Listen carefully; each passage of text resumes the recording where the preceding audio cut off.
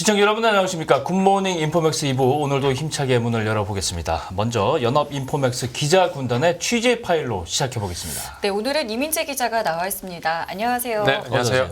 자, 어제 주식시장에서 있었던 일을 가지고 오셨는데 어제 하한가 종목이 속출했잖아요. 어떤 일이 일어난 건가요? 네, 맞습니다. 바로 하루 전 일인데요. 네. 자, 어제 주식시장에서 다수 종목들이 줄줄이 하향가로 장을 마쳤습니다. 네.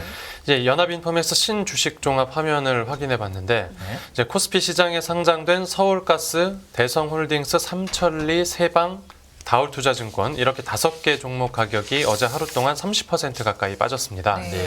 그리고 코스닥 시장에서도 하림지주, 다우데이터, 선광이 가격 제한폭까지 하락한 채로 장을 마쳤는데요. 네. 이들 8개 종목은 어제 개장하자마자 이미 가격이 하한가로 직행하면서 가격이 급락세를 탔습니다. 그렇군요. 네, 대형 지주인 CJ도 장중 한때 28% 넘게 내리면서 하한가 가까이 추락했다가 네. 일부 가격을 회복해서 장을 마쳤습니다. 아니 하한가 종목이 매일 있는 건 사실이에요. 사실인데 이게 이렇게 뭐 전체적으로 보면 이 종목들이 신고가 종목들이 많잖아요. 네. 신고가를 달리다가 갑자기 하한가를 맞으니까 이상한 거잖아요. 네, 맞습니다. 어떻게 이렇게 된 건가요? 네, 그래서 주목받고 있는데요. 이들 종목들이 업종 테마상으로 공통점이 보이는 점은 없습니다. 예. 네, 그런데 이제 종목들 간 유사한 점들이 몇 가지 있어서 이제 여러 가지 분석들이 나오는데요. 네. 우선 대표적인 공통점을 살펴보면 해당 회사들이 모두 지주회사라는 점입니다. 대성홀딩스와 하림지주 그리고 삼천리는 대표적인 지주회사고요. 예. 이 다우데이터도 다우키움그룹의 지주회사입니다. 그렇군요. 네. 또 대성홀딩스를 제외한 대부분 기업들의 주식이 자산주이거나 배당주라는 점도 공통점으로 꼽히는데요. 자산주라는 건 주당 순자산이 주가보다 현저하게 높은 주식을 말합니다. 예. 그러니까 주당 순자산이 높다는 건 그 회사를 청산했을 때 주주들에게 분배되는 자산이 많은 회사라는 뜻입니다. 그렇죠. 네, 이 때문에 증권업계에서는 특정 투자자가 이들 종목을 한 섹터로 묶어서 그동안 보유했을 가능성이 높다고 보고 있고요. 네, 또 대량 매도 주문이 한 외국계 증권사에 집중됐다라는 점도 공통적인 부분입니다. 그렇군요. 어떤 증권사였죠? 네, 바로 이제 프랑스계 소시에테 제네랄 증권인데요. 네. SG증권이라고 부릅니다. 어제 하한가를 기록한 8개 종목 모두가 SG증권 창구를 통해서 대량 매도 주문이 쏟아졌는데요.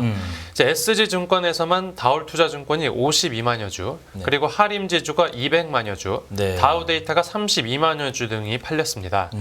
SG그룹은 1985년에 국내에 진출한 회사인데요. 예. SG은행과 SG증권 서울지점을 운영했습니다. 그러다가 SG증권 서울지점은 금융투자업 인가를 받아서 예. 이제 2013년에 국내 증권사 법인으로 전환됐고요. 예. 그 후에 이제 회사명이 한국 SG증권으로 바뀌었습니다. SG증권은 2015년에 홍콩계 증권사인 뉴 엣지 파이낸셜 서울 지점을 인수하면서 네. 영역 확장에 나섰고요. 또 선물 매매 중개업과 장외 파생 상품 중개업 인가를 받아서 종합증권사로 컸습니다. SG증권 최근 실적은 꽤 부진한 상황이었는데요. 네. 작년에 기록한 단기 순이익이 111억 원 수준으로 1년 전보다 71%나 감소했습니다. 이 SG증권에서만 매도 주문이 있었다는 거를 봤을 때 어떤 일이 있었다고 좀 추정을 해볼 수가 있을까요? 네, 이 특정 증권사에서 매도 물량이 나온 걸 두고서 네. 전문 투자자의 포지션 조정에 따른 대량 매도가 나온 게 아니냐라는 추측이 나오고 있습니다. 특정 사모펀드에 문제가 생겼고 그에 따라서 차액 결제 계좌인 CFD 계좌에서 문제가 발생한 것 아니냐라는 분석인데요. 이제 CFD 계좌라는 건 40%의 증거금만으로 네. 이제 매수와 매도 주문을 낼 수가 있고 네. 또 종목에 따라서는 최대 10배까지도 레버리지 활용이 가능한 계좌입니다.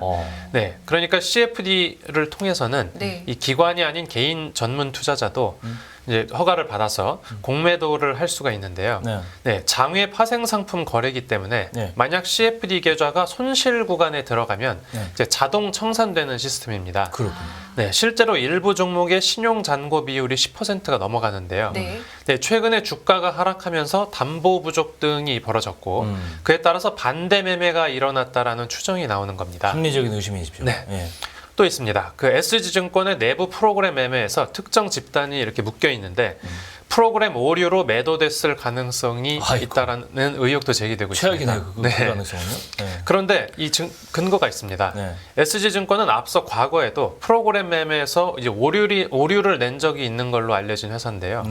한 증권업계 관계자 말을 들어보면 이 해외 거래소에서 상품 거래를 할 때 국내 한 증권사가 SG를 통해서 매매를 했는데 네. 이때 SG증권의 오류로 손해를 본 적이 있다라고 설명했습니다. 그렇군요. 뭐 한번 그랬다고 해서 이번에도 좀 그렇긴 한데 여러 가지 이제 의심을 해볼 수가 있는 거예요. 워낙 이상한 매매니까. 네, 맞습니다.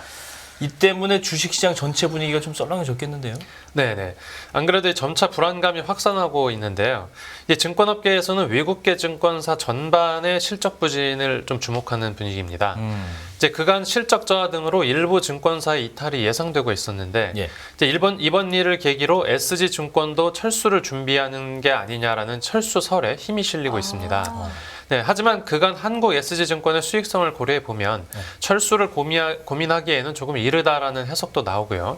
또 이번 대량 매도와 하한가를 기록한 부분이 네. 이제 해외 증권사가 내놓은 보고서와 또 이제 대주주의 포지션 정리가 맞물린 우연일 수도 있다라는 그런 시각도 있습니다. 그렇군요. 그렇다면은 이런 일이 이제 또 일어날지가 상당히 좀 중요한데 알 수가 없는 거라고 봐야 되는 건가요?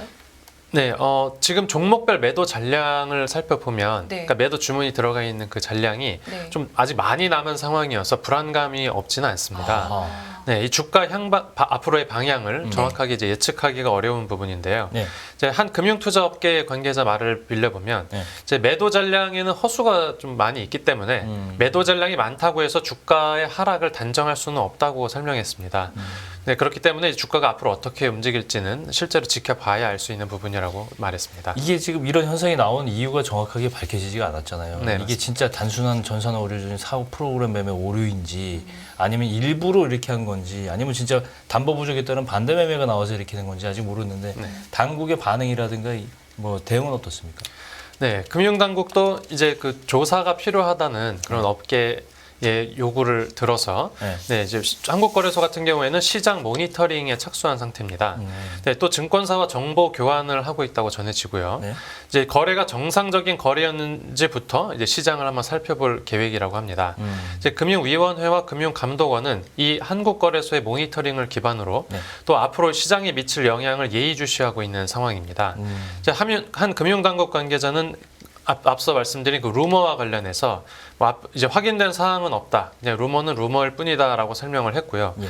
이제 다른 금융당국 관계자도 이제 현재까지는 시장 교란보다는 네. 이제 전문 투자자의 포지션 일시적 조정이 아닐까 하는데 무게를 두고 있다고 합니다. 또 이제 일반 투자자가 무엇보다 이제 피해를 보는 일이 없도록 지속해서 예의주시하겠다고 밝혔습니다. 그렇군요. 오늘 장이 이제 관건이겠어요. 네, 오늘 이 종목들 뭐 개인 될지. 투자자들은 굉장히 지켜보고 있을 것 같습니다. 네. 예, 원인이 밝혀지면 후속 취재 내용도 저희 좀 알려주시면 네, 알겠습니다. 좋을 것 같습니다. 이민재 기자는 여기서 인사드릴게요. 고맙습니다. 네, 감사합니다. 수고하셨습니다.